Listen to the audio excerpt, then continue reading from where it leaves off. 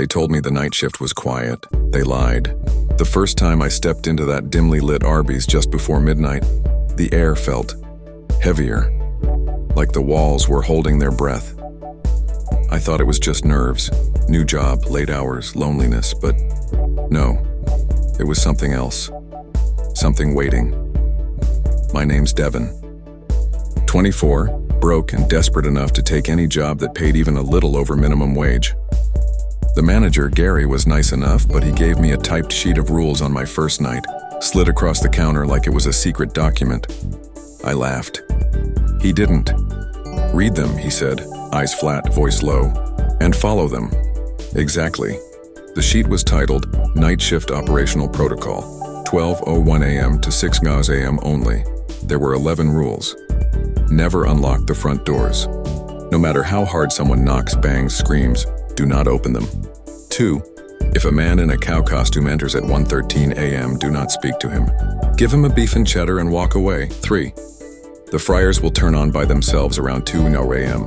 Do not approach them, do not turn them off. 4. At exactly 3:03 a.m., the drive-thru headset will buzz. Someone will ask for an order, take it. Say, coming right up, and then turn off your mic. Don't make the food.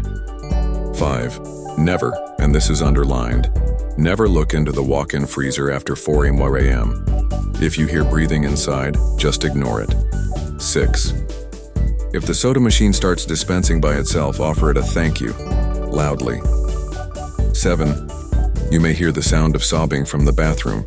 Do not investigate, leave the light on and the door open. 8. If another you enters the restaurant, clock out immediately and leave through the back. Do not look it in the eye. Do not speak. 9. A woman in white may appear in the lobby. She's not hungry. Ask her politely to leave. If she doesn't move, turn away and pretend you didn't see her. 10. At 5:55 a.m., the lights will flicker. Sit down on the floor behind the counter, cover your eyes, and hum any tune from the Arby's commercial playlist. Do not stop until the lights stabilize.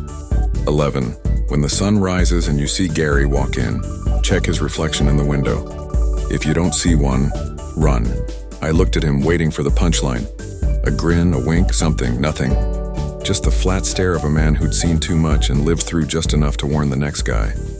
I thought it was hazing, a joke, but I followed the rules anyway. Because something in me, something primal, told me I'd regret it if I didn't. The first night went mostly uneventful. Mostly. The fryers did turn on at 1:57 a.m., violently, as if something inside was angry. And yes, the cowsuit man came. He didn't speak, just stood at the counter, head tilted, breathing loud and wet. I handed him a sandwich and retreated to the kitchen. He left on his own. The next night, I forgot to thank the soda machine. It spat the cup back at me. The floor was sticky for hours. On night 4, I heard someone sobbing in the bathroom. My instincts screamed to help. I was halfway there when I remembered the rule. I backed away. The sobbing stopped. The worst night, the one that nearly broke me, was night 7. It was 3:03 a.m. The headset buzzed. "Hey there," came a voice, soft, raspy, almost unfamiliar. "Can I get a roast beef sandwich, extra sadness, hold the hope?" I froze. It was my voice. Shaking, I said the line. "Coming right up." Then muted the mic. I didn't make the sandwich, but I saw headlights pull around the building. And in the window, a face stared back at me. Mine, but twisted, hollow-eyed, grinning too wide. I ran to the freezer to hide, forgetting the rule. Inside was not food, it was cold. So cold. And something breathed behind the meat racks.